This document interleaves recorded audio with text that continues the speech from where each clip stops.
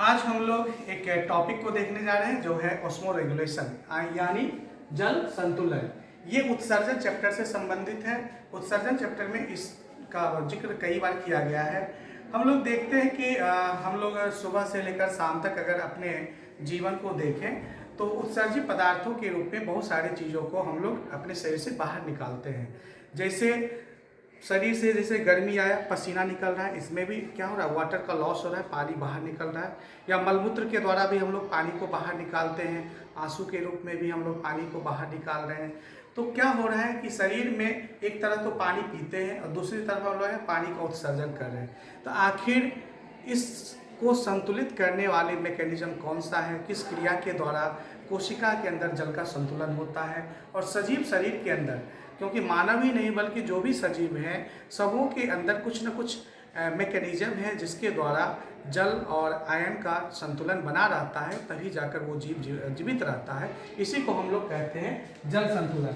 और ये जल संतुलन अगर नहीं रहे शरीर में तो फिर क्या होगा, हम लोग जिंदा नहीं रह पाएंगे। हम लोग जानते हैं कि शरीर में कम से कम 60 से 70% भाग जो होता है वो पानी होता है, जिसका रहना काफ़ी आवश्यक है। और कोशिका के अंदर बहुत सारी ऐसी रासायनिक क्रियाएं हैं, बहुत सारी ऐसी मेटाबॉलिक एक्टिविटी है कोशिका के अंदर जो जलीय अवस्था में ही संपन्न होता है, जिसके लिए जल की आवश्यकता होती है।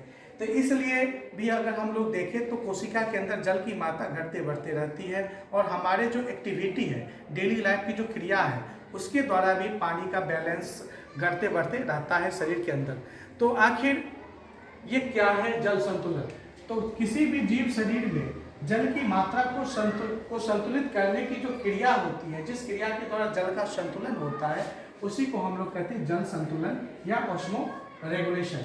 अगर हम लोग सीधे तौर पर कहें तो ये जल शरीर में जो है संतुलित मात्रा में जल का जो होना है ये काफ़ी आवश्यक है। और ये जिस क्रिया के द्वारा ये संपन्न होता है उसी को क्या कहते हैं, जल संतुलन।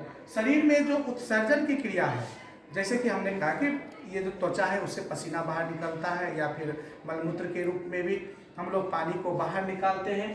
तो ये दोनों क्रिया, जल संतुलन की क्रिया और उत्सर्जन की क्रिया, दोनों साथ साथ चलते रहती है। और उसी के बीच में हम लोग को क्या है, एक बैलेंस बनाना पड़ता है।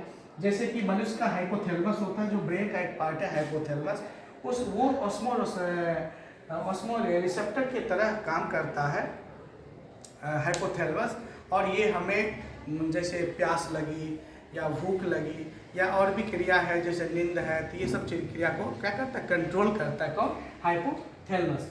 तो कुल मिलाकर हम लोग देखें तो एक कोशिका के अंदर जल की मात्रा को या फिर साल्ट कहें, आयनिक साल्ट की मात्रा को जो बैलेंस बनाने की जो प्रक्रिया है, उसी को हम लोग क्या कहते हैं, जल संतुलन। धन्यवाद।